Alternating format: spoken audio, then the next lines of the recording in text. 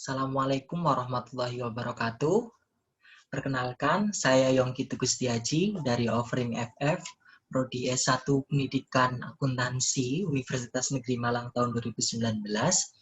Izinkan di sini saya akan berbagi sedikit tentang strategi pembelajaran problem based learning. Baik. Nah, di sini apa sih yang akan kita bahas? Di sini kita akan membahas yang pertama tentang pengertian, yang kedua tentang konsep dasar, yang ketiga tentang tahap pembelajaran problem based learning, kemudian peran guru dalam problem based learning, dan yang terakhir adalah kelebihan dan kekurangan dari sistem problem based learning. Oke, yang pertama pengertian. Apa sih pengertian dari problem based learning itu? Nah, di sini dapat kita ketahui bersama bahwa problem based learning merupakan suatu pembelajaran yang menuntut siswa untuk memahami suatu materi dari situasi atau masalah yang disajikan. Nah, jadi di sini siswa akan disajikan suatu masalah dan siswa tersebut dituntut untuk dapat memecahkan masalah tersebut, dan di sini dalam pemecahan masalah dapat meningkatkan pemahaman konsep dan kemampuan berpikir kreatif siswa sehingga hasil dari belajar ini akan maksimal.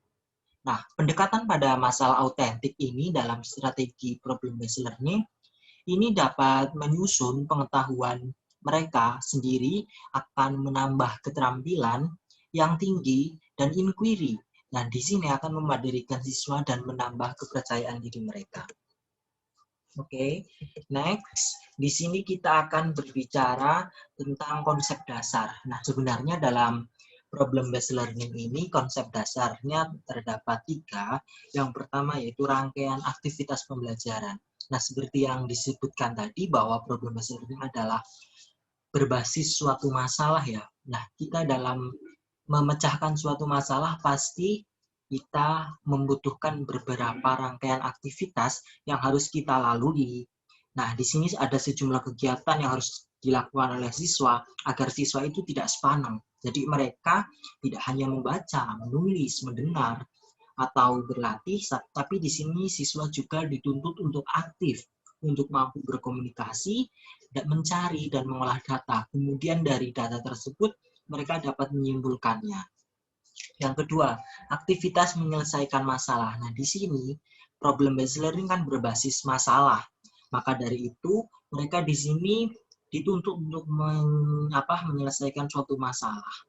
Nah, di sini tanpa adanya masalah, ini siswa tidak akan ada proses belajar. Kenapa? Kalau tidak masalah, tidak ada proses belajar, karena masalah tersebut di sini adalah kunci. Kunci dari pembelajaran ini adalah suatu masalah. Nah, yang ketiga adalah pemecahan masalah melalui pendekatan ilmiah. Nah, mengapa pakai pendekatan ilmiah? Nah, di sini proses berpikir dalam strategi pembelajaran problem based learning terdiri dari strategi berpikir deduktif dan induktif. Nah, apa sih maksudnya di sini? Maksudnya di sini adalah berpikir kita harus dilakukan secara sistematis dan empiris. Dalam masalah yang ada, kita berdasarkan data dan fakta yang jelas. Jadi kita harus memilih bahan yang tepat, dan terus memiliki permasalahan yang dapat dipecahkan. Jadi buat apa kita memilih masalah yang tidak dapat dipecahkan? Makanya di sini diperlukan suatu pemecahan masalah melalui pendekatan ilmiah. Oke, yang ketiga di sini adalah tahap pembelajaran problem based learning. Yang pertama adalah merumuskan masalah. Di sini kita harus menentukan masalah yang akan dipecahkan. Yang kedua, menganalisis masalah. Di sini maksudnya siswa harus mampu meninjau masalah secara kritis dan dari berbagai sudut pandang. Jadi kita dalam menganalisis suatu masalah, kita tidak boleh hanya melihat dari salah satu sudut pandang, tapi kita harus melihat dari berbagai sudut pandang agar kita memiliki pemikiran dan solusi yang tepat juga terkait permasalahan yang ada. Yang ketiga di sini adalah merumuskan hipotesis. Nah, hipotesis itu apa? Hipotesis adalah dugaan atau kemungkinan yang terjadi. Nah, di sini kita harus merumuskan berbagai kemungkinan yang terjadi berkaitan dengan pemecahan masalah tersebut. Setelah kita merumuskan hipotesis, di sini kita mengumpulkan data. Bagaimana maksudnya? Kita di sini harus mencari dan menggambarkan informasi yang diperlukan untuk memecahkan suatu masalah tersebut. Jadi, dalam memecahkan suatu masalah, kita harus tahu dulu data dan fakta yang jelas di lapangan itu seperti apa, sehingga nanti hipotesis yang saran yang kita ajukan itu benar-benar real dan sesuai dengan data dan fakta, sesuai tadi konsep dasar pada strategi pembelajaran problem-based learning. Yang selanjutnya adalah pengujian hipotesis. Setelah kita mengumpulkan data, di sini kita harus merumuskan kesimpulan sesuai dengan penerimaan dan penolakan hipotesis yang diajukan. Jadi di sini hipotesis bisa diterima, bisa ditolak, tergantung dengan situasi dan kondisi di lapangan. Yang terakhir adalah merumuskan rekomendasi pemecahan masalah. Nah, di sini kita harus menggambarkan suatu rekomendasi yang dapat dilakukan sesuai rumusan hasil dari pengujian hipotesis yang kita lakukan sebelumnya dan rumusan kesimpulan. Baik, selanjutnya di sini saya akan menjelaskan tentang peran guru dalam PBL. Nah, tentunya di sini guru sangat berperan dalam pembelajaran problem-based learning. Kenapa? Ya karena guru merupakan suatu komponen utama dalam pembelajaran selain siswa ya. Nah, di sini yang pertama peran gurunya adalah menyiapkan perangkat berpikir siswa. Bagaimana maksudnya menyiapkan perangkat berpikir siswa? Nah, di sini maksudnya menyiapkan perangkat berpikir siswa. Di sini guru itu menyiapkan sebelum pembelajaran. Misal, di sini guru menjelaskan terlebih dahulu kepada siswanya tentang apa itu pembelajaran berbasis problem-based learning. Terus di sini guru juga bisa mengubah cara berpikir yang tadinya berpikir secara otodidak atau secara mandiri. Di sini mereka dituntut untuk aktif dan bekerja dalam tim untuk memecahkan suatu masalah.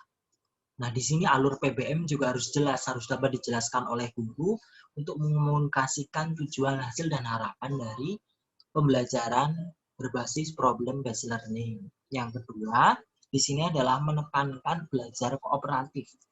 Nah, di sini tentunya dalam pembelajaran problem-based learning, ini tidak hanya dalam kelompok besar, tetapi ada juga dalam kelompok kecil.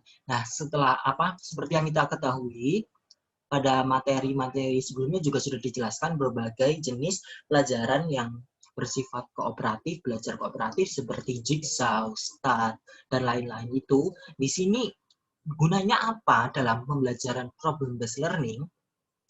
Di sini dapat digunakan sebagai refleksi dan kegiatan secara berulang-ulang dalam mereka bekerja dalam tim sehingga akan semakin solid. Nah, di sini yang ketiga adalah memfasilitasi belajar kelompok kecil.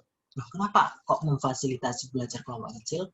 Karena dalam pembelajaran kita tidak melulu harus dalam jumlah kelompok besar, tapi jika kelompok kecil bisa digunakan dalam pembelajaran.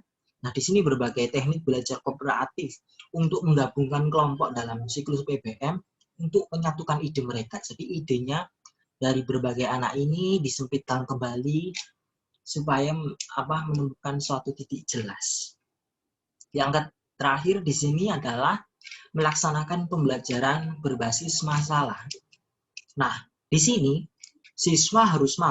guru harus mampu mengatur lingkungan belajar. Kenapa kok harus diatur? Dikarenakan di sini lingkungan berperan untuk mendorong penyatuan dan pelibatan dalam masalah, dan di sini guru harus mengambil peran aktif dari dalam memfasilitasi secara langsung baik kolaboratif dan proses belajar dari siswa. Jadi di sini peran guru sangat penting dalam proses pembelajaran problem-based learning. Oke. Selanjutnya adalah kelebihan dan kekurangan ya dari pembelajaran problem-based learning. Setiap metode pembelajaran pasti memiliki kelebihan dan kekurangannya tersendiri-sendiri dan memiliki ciri-ciri sendiri. Nah, di sini kita lihat bersama bahwa kelebihannya yang pertama adalah meningkatkan sikap tanggung jawab. Bagaimana di sini siswa dapat memecahkan suatu masalah. Di sini mereka dilatih untuk bertanggung jawab terhadap argumen mereka, terhadap hipotesis mereka, terhadap rekomendasi yang sudah mereka lakukan terhadap masalah yang telah dikemukakan oleh guru. Yang kedua, melatih sikap dewasa. Kenapa melatih sikap dewasa? Karena di sini mereka dituntut untuk lebih berpikir ke depan dan melihat dari berbagai sudut pandang. Dan ini mereka akan menambah sikap kedewasaan mereka. Yang terakhir adalah ajang berpikir kritis. Tentunya ajang berpikir kritis karena di sini disajikan suatu masalah dan mereka harus mampu berinovasi, harus mampu mengumpulkan data, merumuskan hipotesis dan lain-lain. Di sini kekritisan dari siswa sangat dituntut. Nah, kekurangan tentunya ada kekurangan. Di sini ada kurangnya minat dan rasa percaya diri. Kadang sebelum siswa memecahkan suatu masalah, mereka sudah dihadapkan terlebih dahulu dengan rasa percaya diri mereka yang kurang. Wah, di sini gimana ya?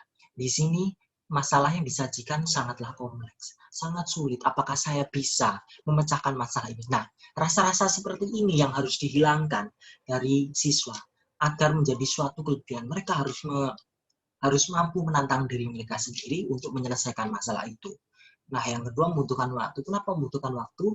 Karena dalam strategi problem-based learning ini, seperti yang saya sampaikan, jadi bahwa ini suatu rangkaian aktivitas, suatu rangkaian kegiatan. Jadi tentunya membutuhkan waktu untuk merumuskan masalah, untuk merumuskan hipotesis, untuk mengambil data, untuk pengujian hipotesis, akhirnya membuat kesimpulan dan rekomendasi.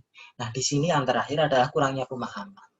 Pemahaman di sini maksudnya adalah pemahaman mereka terhadap masalah ini. Makanya kalau kita dihadapkan suatu masalah, sebisa mungkin kita pahami terlebih dahulu apa inti dari masalah ini. Jangan gegabah dalam merumuskan suatu masalah. Nah, mungkin hanya itu saja yang dapat saya sampaikan. Semoga dapat bermanfaat bagi teman-teman semua. Apabila terdapat banyak kekurangan, saya mohon maaf yang sebesar-besarnya. Apabila ada sumur di ladang, boleh kita menumpang mandi. Kalau ada umur panjang, boleh kita berjumpa lagi. Burung Irian, burung cendrawasih. Cukup sekian dan terima kasih. Assalamualaikum warahmatullahi wabarakatuh.